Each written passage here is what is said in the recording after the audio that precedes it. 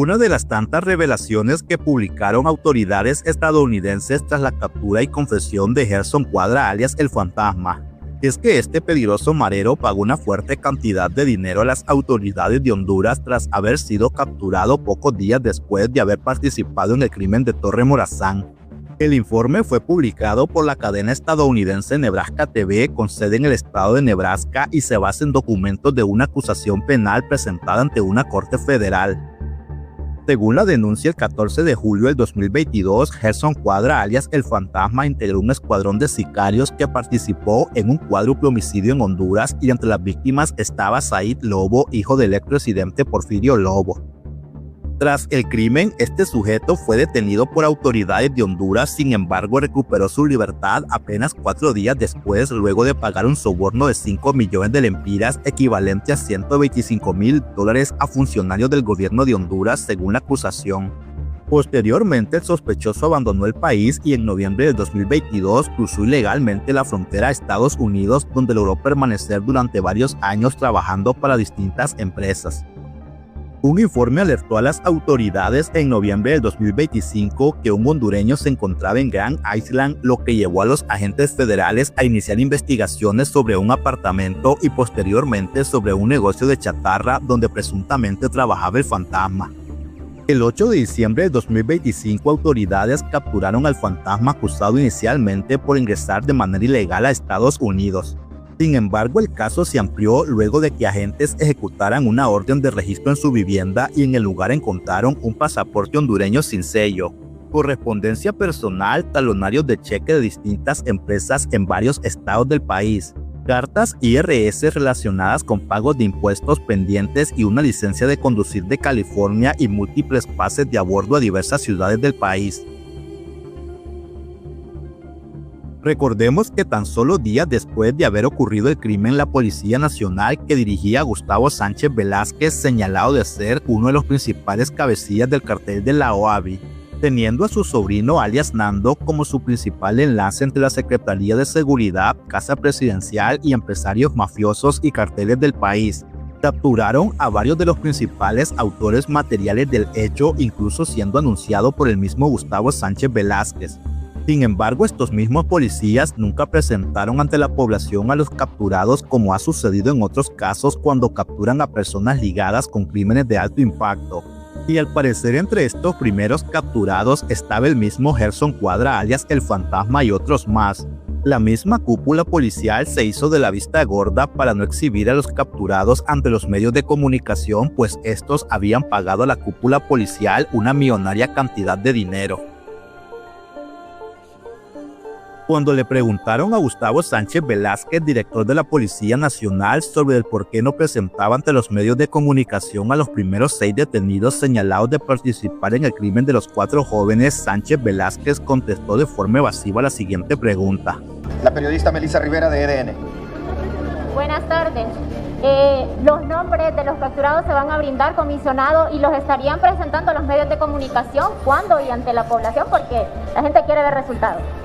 Bueno, los resultados los estamos presentando hoy, pero por lo delicado del caso, no podemos todavía mencionar algunos nombres y tampoco podemos presentarlos porque queremos que el caso se resuelva de la mejor manera. Recuerda que hay muchas personas involucradas e interesadas en este incidente. Recuerda que hay muchas personas involucradas e interesadas en este incidente. Para esta conferencia de prensa y según lo publicado por autoridades estadounidenses, el fantasma ya había pagado los 5 millones de lempiras a las autoridades que lo habían capturado para darse a la fuga del lugar, y Gustavo Sánchez y su cúpula policial lo sabían sumamente bien.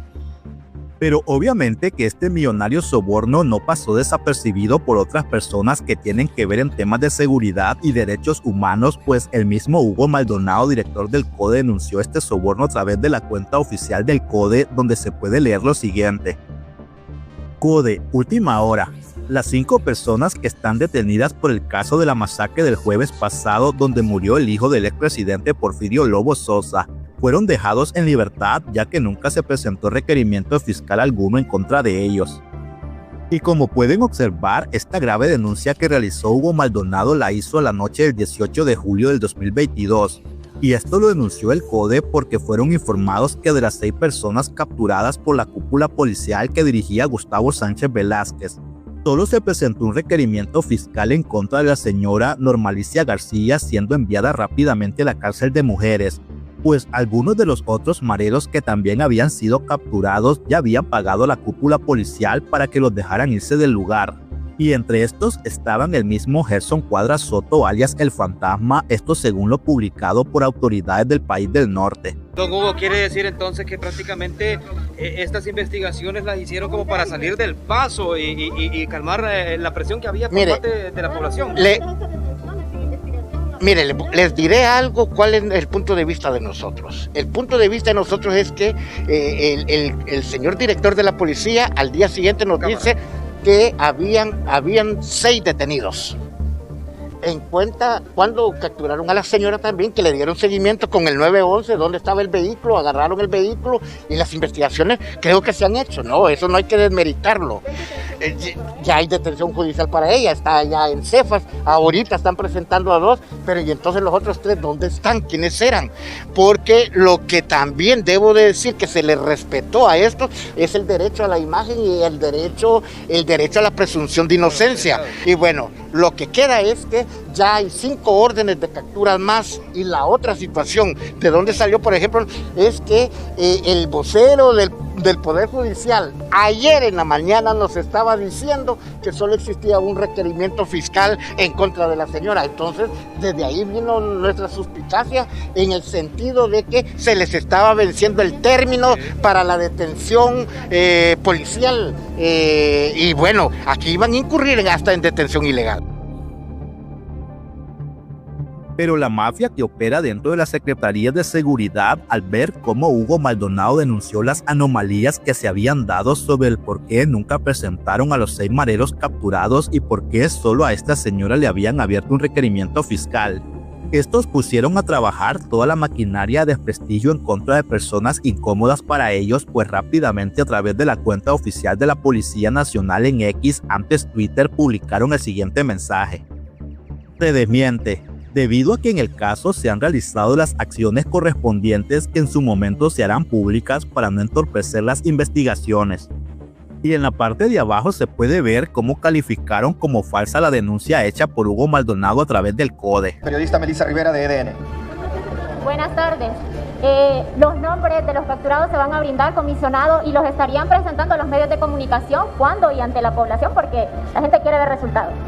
Bueno, los resultados los estamos presentando hoy, pero por lo delicado del caso no pudimos todavía mencionar algunos nombres y tampoco podemos presentarlos porque queremos que el caso se resuelva de la mejor manera. Recuerda que hay muchas personas involucradas e interesadas en este incidente. Recuerda que hay muchas personas involucradas e interesadas en este incidente. Y al parecer esto no bastó para despejar las dudas sobre los 6 capturados y del por qué la Policía Nacional nunca los presentó ante los medios de comunicación, que al parecer el mismo Gustavo Sánchez y su podrida cúpula policial ordenaron al vocero de esta institución a que comunicara que los ejecutores del crimen no habían sido liberados por la cúpula policial como lo había afirmado Hugo Maldonado. El director del CODE ha manifestado que incluso ha puesto en duda si estaban capturados, porque dice que nunca se les conoció ni se les dio el nombre. ¿Es esto un argumento legal para proteger la inocencia de las personas y para no entorpecer las investigaciones? Bien, más bien el director del CODE más bien debería de estar luchando siempre para proteger la seguridad, la identidad de las personas que han sido detenidas. Más bien él tiene que estar velando porque no se divulgue esta información. Y me extraña sus declaraciones. Lo que sí podemos dar a conocer de que la Policía Nacional hoy en la mañana a las 5:30 de la mañana se desmiente estas aseveraciones y debido a que en el caso que han realizado las acciones correspondientes en su momento se harán públicas para no entorpecer la información. Y esto es lo que dice la página oficial de la Policía Nacional de Facebook, también lo dice la página oficial de Twitter de la Policía Nacional, que no se pueden profundizar en cómo se están haciendo las investigaciones, en cuál es la evidencia que recogió la Policía Nacional, en a quién está entrevistando, cuáles son las fuentes de información y sobre todo los nombres de los detenidos.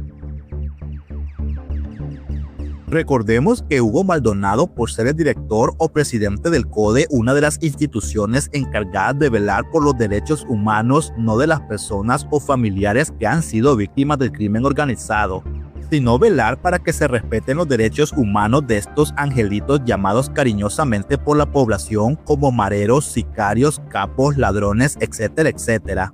Y por lo tanto, el momento de haber capturado a estos 6 mareros, se informó al CODE que se hiciera presente lo más rápido posible al lugar donde se habían ejecutado dichas capturas, para velar por los derechos humanos de estos grandes delincuentes que habían realizado el crimen de Torre Morazán. Así que por lo tanto Hugo Maldonado sí vio quiénes eran estos mareros, entre los cuales estaba el fantasma, pero que nunca fueron exhibidos ante la población como ya es costumbre en otro tipo de capturas, y por supuesto esto generó suspicacia en Hugo Maldonado, y peor aún conociendo muy bien cómo es el modus operandi de la Policía Nacional en Honduras. A mí no me preocupan los narcotraficantes, a mí no me preocupan las maras y pandillas, a mí no me preocupan esas organizaciones que dedican un montón de cosas. Aquí quien mata a la gente son los mismos funcionarios, ¿o no ha sido así? Bajen esas amenazas. Con el Partido Nacional no se juega. Ante la presión que la oscura cúpula policial estaba recibiendo por parte de medios de comunicación y la sociedad civil, al día siguiente y como por arte de magia se publicaron los nombres y fotografías de algunos de los capturados responsables de ejecutar el crimen de Torre Morazán. Y como habrán notado, la cúpula que dirigía Gustavo Sánchez solo publicó los rostros de 3 de los 6 mareros capturados, por lo que la población se preguntaba dónde estaban los otros 3 mareros restantes. Pues estos ya se habían ido lejos de la ciudad e incluso lejos del país, pues al parecer los 3 restantes habrían sido los que pagaron el millonario soborno a la Policía Nacional para que los dejaran irse del lugar donde estaban retenidos. Y entre estos estaba el mismo Gerson Cuadra alias el Fantasma. Yo fui a dar una denuncia a la lucha contra el narcotráfico, me la tomó la denuncia el subdirector Quintanilla, un agente, Soraya Calix y el actual fiscal general. Al día siguiente, el narcotraficante, y no me da miedo decir el nombre, Winter Blanco, me envió tal y como yo había mandado, como yo había rendido la declaración en la lucha contra el narcotráfico. ¿En qué institución vamos a creer entonces para ir a poner las denuncias?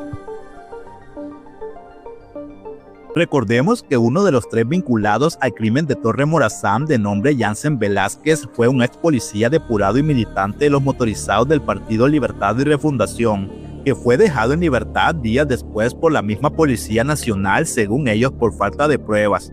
O en pocas palabras, solo estos 2 sujetos y la señora fueron llevados a juicio ante los tribunales del país, pues los otros restantes ya estaban lejos del lugar. Don Hugo, ¿quiere decir entonces que prácticamente estas investigaciones las hicieron como para salir del paso y calmar la presión que había por parte de la población? Mire, les diré algo, cuál es el punto de vista de nosotros. El punto de vista de nosotros es que el señor director de la policía al día siguiente nos dice que habían 6 detenidos. En cuenta cuando capturaron a la señora también, que le dieron seguimiento con el 911, dónde estaba el vehículo, agarraron el vehículo, y las investigaciones creo que se han hecho, ¿no? Eso no hay que desmeritarlo. Ya hay detención judicial para ella, está allá en Cefas, ahorita están presentando a 2, pero ¿y entonces los otros 3 dónde están? ¿Quiénes eran? Esta gente, estas personas, estos criminales, estos asesinos, estaban capacitados, estaban preparados, pero, comisionado, podemos presumir que además aquí había inteligencia y seguimiento de los objetivos, en este caso de las víctimas. Definitivamente se puede inferir en eso, porque ahí hay todo un mecanismo complejo del desarrollo de que este grupo armado intervino, donde involucra obviamente despliegue de recursos, despliegue de personas, obtención de información y demuestra la complejidad de la realización de este operativo, de esta acción, y demuestra también que los perpetradores son personas altamente calificadas, altamente entrenadas y altamente también equipadas.